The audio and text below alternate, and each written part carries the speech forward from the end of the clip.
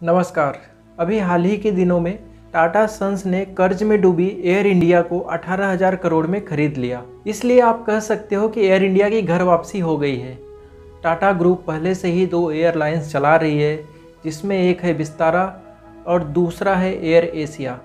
अब air India के जुड़ने से टाटा ग्रुप की आसमान में मौजूदगी बढ़ जाएगी। तो दोस्तों, इस वीडियो में हम समझेंगे कि टाटा एयरलाइंस एयर इंडिया कैसे हुआ, और साथ ही साथ यह भी समझेंगे कि रतन टाटा के लिए आज का पल कैसा है।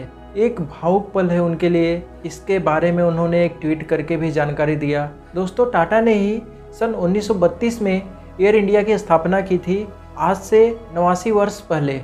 मशहूर उद्योगपति जहांगीर रतनजी दादाभाई टाटा ने इसकी स्थापना की थी, जिन्हें JRD टाटा के नाम से भी जाना जाता है।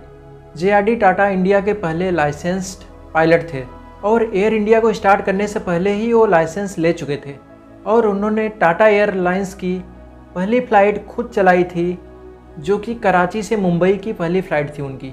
उस फ्लाइट को उन्होंने खुद चलाया था। द्वितीय विश्व युद्ध के बाद यह एक पब्लिक लिमिटेड कंपनी बन गई, जिसे एयर इंडिया लिमिटेड के नाम से जाने लगा। उस समय के तत्कालीन प्रधानमंत्री पंडित नेहरू ने वर्ष 1953 में टाटा एयरलाइंस का 49% शेयर भारत सरकार में विलय कर लिया और यह एयर इंडिया के नाम से जाने लगा। आज 68 सालों के बाद एयर इंडिया ने अपनी घर वापसी कर ली है। आप सब कह सकते हो कि एयर इंडिया फिर से टाटा की हो गई है। अब इसका हम लोगों के जीवन पे क्या असर होगा, इसको समझते हैं। दोस्तों, एयर इंडिया पिछले 10 सालों से घाटे में चल रही थी और यह घाटा प्रतिदिन के हिसाब से लगभग 20 से 25 करोड़ थी। तो आप अंदाज़ा लगा सकते हो कि भारत सरकार कितना बड़ा घाटा उठा रहा था। तो आप समझ सकते हो कि यह घाटा हमारे और आपके टैक्सों से ही पूरा किया जा रहा था। इसलिए सरकार के लिए ज़रूरी हो गया था इसको बेचना, और इसी कारण से सरकार को इसको बेचना पड़ा। और टाटा सन्स ने इसको 18,000 करोड़ के बिड पे अपने नाम किया। और जैसे ही एयर इंडिया टाटा के नाम हुआ, रतन टाटा के लिए एक भावुक पल था, और इसके लिए उन्होंने एक ट्वीट करके अपने भाव को व्यक्त किया और उन्होंने लिखा, welcome back air India. Air India Bharat के सुदूर इलाकों में भी अपनी सेवाएं दे रही थी, और इन उड़ानों में एयर इंडिया को कुछ भी फ़ायदा नहीं होता था, और यह उड़ान स्कीम के तहत होता था।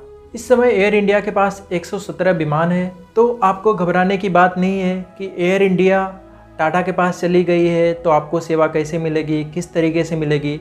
आपको सेवा जैसे मिलती थी वैसे ही मिलती रहेगी। हो सकता है कि और भी अच्छा सेवा मिल सकता है। आपको सुविधा अब अच्छा मिलने वाला है। टाटा के पास चली गई है। रतन टाटा के लिए एक भावुक पल है, इमोशनल पल है, और वो चाहेंगे कि अपने कस्टमर को अच्छे से अच्छा सुविधा देने की पूरी कोशिश करेंगे। इसलिए आने वाले टाइम में आप देखिए आपको क्या चेंजेस मिलता है एयर इंडिया में। ठीक है दोस्तों, वीडियो कैसा लगा आप कमेंट करके ज़रूर बताइए, और अगर चैनल में पहली बार आए हो तो प्लीज़ सब्सक्राइब कर लीजिए।